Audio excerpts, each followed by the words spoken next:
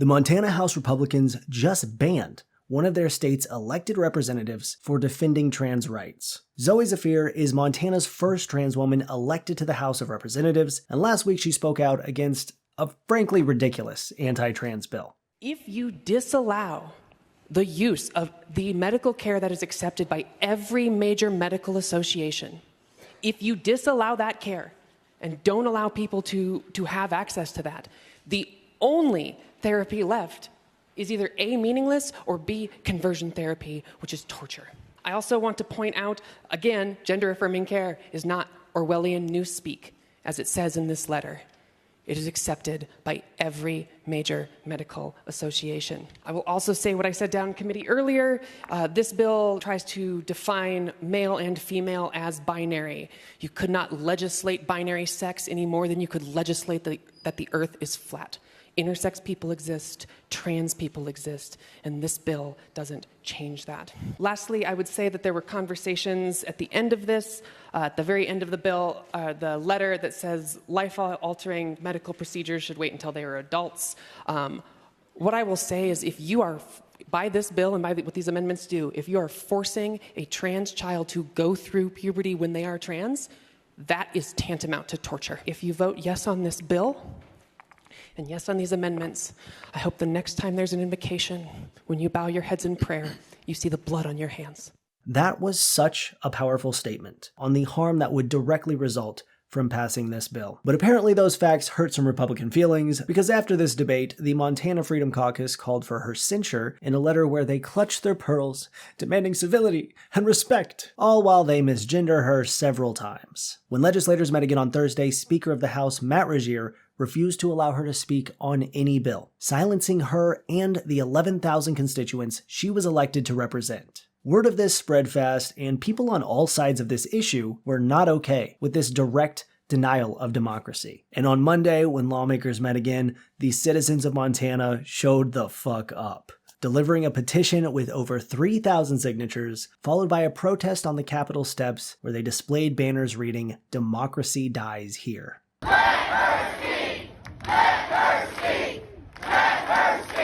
And in the following debate, when another anti-trans bill came up, and Regier again refused to allow Zooey Zephyr to speak. No representative is above our House rules. Our House rules apply to all.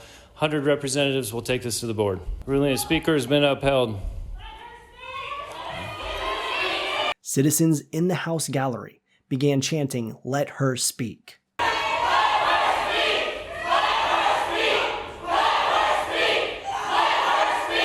The representatives were told to clear the floor, and as they did, Zephyr stood and raised her microphone in solidarity, a truly powerful display, as riot police were dragging citizens out and arresting them. She stepped out and gave this comment. What you heard today is people standing for democracy, people standing to let their voices be heard. And what you're watching here is you're watching people who do not want to see democracy in action. They want to strip us of our rights, and it's not enough for them to get the harmful bills through. When someone stands up and calls out their bills for the harm they cause, for the deaths they cause, they want silence. And we will not be complicit in our eradication. We will not be complicit in our eradication. Shortly after this, Speaker Regier gave a laughable press conference where he just straight up lies about what happened and then refuses to take questions. Leadership or GOP has silenced anyone is false. The choice to not follow House rules is one that Representative Zephyr has made. The only person silencing Representative Zephyr is Representative Zephyr. The Montana House will not be bullied. Thank you. Will she face any consequences?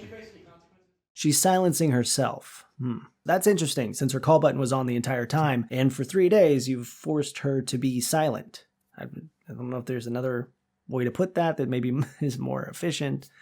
The Montana Freedom Caucus was quick to whip open their Microsoft Word document with their JPEG of their logo pasted at the top, and typed up another statement, this time calling for immediate disciplinary action for the encouragement of capital violence, saying that Zooey Zephyr was inciting an insurrection in the Capitol. That's rich. I also want to point out that the Montana Freedom Caucus Twitter is rife with transphobia. They've been retweeting a bunch of weird conspiratorial anti-trans stuff about Zooey, including pictures of her pre-transition. It's just so out of line. This is a group of government officials. Also, apparently they're going back and quote tweeting her from years ago. Like, they found one of her making a sexual joke, and I guess they're quote tweeting it to try to make her look bad. But, I mean, if you're scrolling through years of her tweets and the worst thing you can find is her being horny on Maine, I don't know. To me, that just makes her even more relatable. But just the very open transphobia from the group that wants respect and civility, I just feel like tear it all down and start over. So then Monday evening, we saw this. I have been informed that during tomorrow's floor session, there will be a motion to either censure or expel me. I have also been told I'll get a chance to speak. I will do as I have always done, rise on behalf of my constituents, in defense of my community, and for democracy itself. Which brings us to yesterday, Tuesday, April 26th. Regier closed off the gallery, wouldn't even let their own senators on the floor. And once Majority Leader Sue Vinton moves for her censure, Zooey Zephyr is finally allowed to speak, addressing her fellow Montana legislators as they prepare to vote on whether she should be allowed to continue participating in democracy and doing the job that she was elected to do, or if she should be banned for speaking truth to power and defending trans rights. It is my honor today, as with every day in this body, to rise on behalf of my constituents in House District 100 from Missoula, Montana, who elected me to be their representative in the People's House. Today, I rise in defense of those constituents, of my community, and of democracy itself. Last week, I spoke on the governor's amendments to Senate Bill 99, which banned gender-affirming care. This was a bill that was one of many targeting the LGBTQ community in Montana. This legislature has systematically attacked that community. We have seen bills targeting our art forms, our books, our history, and our healthcare. And I rose up in defense of my community that day, speaking to harms that these bills bring and that I have firsthand experience knowing about. I have had friends who have taken their lives because of these bills. I have fielded calls from families in Montana, including one family whose trans teenager attempted to take her life while watching a hearing on one of the anti-trans bills. And in that hearing, our caucus pleaded with the Republican chair of the Judiciary Committee to not allow certain testimony, to keep decorum. And we were told a lot of people have a lot of opinions on these things. So when I rose up and said, there is blood on your hands, I was not being hyperbolic. I was speaking to the real consequences of the votes that we as legislators take in this body. And when the speaker asks me to apologize, what he is, on behalf of decorum, what he is really asking me to do is be silent when my community is facing bills that get us killed. He is asking me to be complicit in this legislature's eradication of our community, and I refuse to do so, and I will always refuse to do so. I would also say that if you use decorum to silence people who hold you accountable, all you are doing is using decorum as a tool of oppression. Additionally, when the speaker disallowed me to speak, what he was doing is taking away the voices of the 11,000 Montanans who elected me to speak on their behalf. And when I continued to not be recognized, what my constituents in my community did is came here and said, that is our voice in this body. Let her speak. Let her speak. And when the speaker gavelled down the people demanding that democracy work, demanding that their representative be heard, when he gavelled down, what he was doing is driving a nail in the coffin of democracy. But you cannot kill democracy that easily. And that is why they kept chanting, let her speak. And why I raised my microphone to amplify their voices, to make sure that the people who elected me here are heard. And that when this body seeks to pass bills that harm our community, that get us killed, that this body is held accountable for those actions. I'm not sure what comes next here, but what I will say is I will do what I have always done. I will rise in support of my community. I will take the hard and moral choice and stand up in defense of the people who elected me to do so and the people in our communities. And I will say I'm grateful for those who stood up in defense of democracy on Monday. And I will also say that I hear everyone. I hear my constituents. I hear your constituents. 1 minute. Who say thank you for standing up. And while there were comments about safety, I would say that the protest was peaceful. And I would also say that when we talk safety, we think about the safety that our bills bring or don't bring. Because you say there was staff endangered, but I know in this building, in the quiet hallways when it's just me, the staff come up to me and they say thank you. They say thank you for defending our community because they have loved ones who these bills attack, who these bills hurt. And I will always stand up for them. And I will always, no matter what happens today, stand up for democracy in the state of Montana. Thank you. 6 other members were called to speak, 3 on each side of the issue. Those who spoke against her in favor of the censure tried to say that this wasn't retaliation for them getting their feelings hurt when she said that the state shouldn't kill trans people, even though they originally called for her censure because she said that. But they said no, this is because she jeopardized our safety with the very threatening act of holding a microphone up in the air. I don't know, did they think she was going to start swinging it around and bonking him on the head? I wish she would have. But no, of course, the basis of this censure and what they're all pretending is that she was inciting an insurrection in the Capitol. How does the saying go? Every conservative accusation is, But on the other side, with people speaking against the censure, a lot of great stuff was said. Non-binary Rep. Howell said that voting yes would be to put feelings first and democracy second. Rep. Wendy Boy called out the hypocrisy of all this, citing times where there was shouting and banging on desks, a fight even nearly broke out, but they were not disciplined like this. And Minority Leader Abbott pretty much saying they shouldn't be wasting their time on this when the state has plenty of real problems they could be addressing. But ultimately, the vote passed 68-32 in favor of the censure, effectively banning Representative Zephyr from the House for the rest of the legislative session. So what that means is for the next year, which is half of her 2-year term, she can't go to work. She can't participate in debates and actually weigh in on anything. Since she wasn't expelled, she can still vote on these issues remotely, but she is literally banned from the House. It's insane, but now the world is watching these Republicans show their asses and Zooey Zephyr handle it with absolute grace and dignity. Tweeting, "As I left the House chambers, I pressed my light to speak. A reminder that this legislature is removing 11,000 Montanans from discussion on every bill going forward. I will always stand on behalf of my constituents, my community, and democracy itself."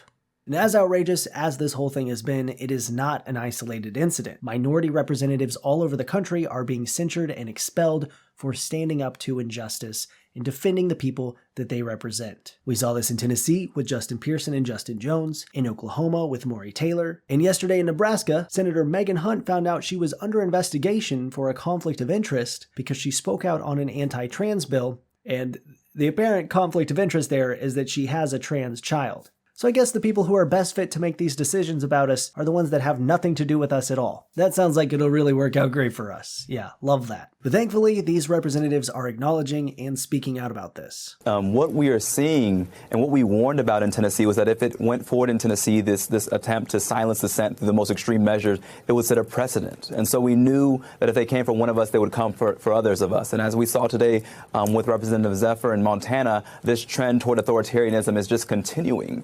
But also, when I say that when they come for one of us, they come for all of us, that means that we're going to stand together in solidarity as a multiracial, multi-generational movement to say that we will not allow fascism to happen without a challenge, that we care more about democracy than we do about decorum. We care more about the deaths of these young people than about this false decorum that's used to silence dissent and oppress voices that are challenging their dominant narrative of injustice. And so, we must stand together. We stand with you, Representative Zephyr, and whatever we can do to support, let you know that we're sending solidarity from Tennessee because we know that this is a very dangerous trend toward a road we don't want to go down.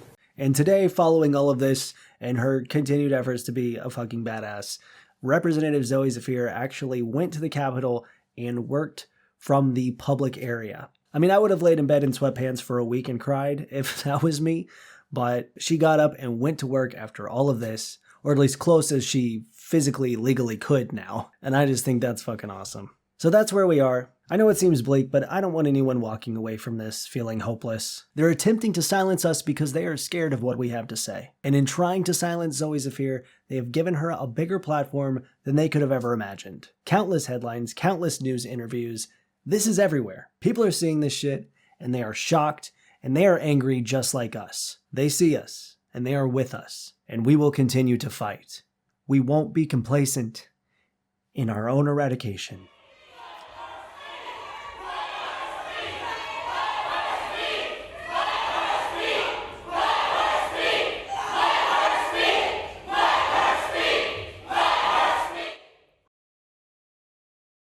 I hope you find this story inspirational. I hope it lights a fire for you, because it did for me. I'd like to conclude this video by saying thank you to independent journalist Erin Reed, whose thorough coverage of this story made this video possible. She's pretty incredible, definitely the person to follow if you want to stay up to date on trans issues. And finally, I just want to say a word to my subscribers. Whew, folks, I'm sorry for posting 2 really heavy political videos in a row. I don't want my channel to be about politics, but to me this isn't even like political content, you know? This is my life, this is your life, the lives of countless other trans people whose existence has just been politicized, and I want to make fun content. I have fun content planned. I have fun videos coming up, so it's not just going to be oops all bummers from here. But, you know, it's important to talk about this stuff. I want as many people as possible to know what's going on, and there's a certain responsibility that I feel to use my platform in that way. With that being said, I know this is so draining. It's exhausting to make. I know it's exhausting to watch. So just thank you. Thank you for sticking around. I appreciate it. I really do appreciate it. You guys have been very, very cool. And I genuinely would not be able to continue doing this if it weren't for your support. So I really appreciate that. Thank you. I hope you enjoyed this video. It feels weird to say in this one, but I definitely hope that you have a wonderful day, and I'll talk to you soon. Bye.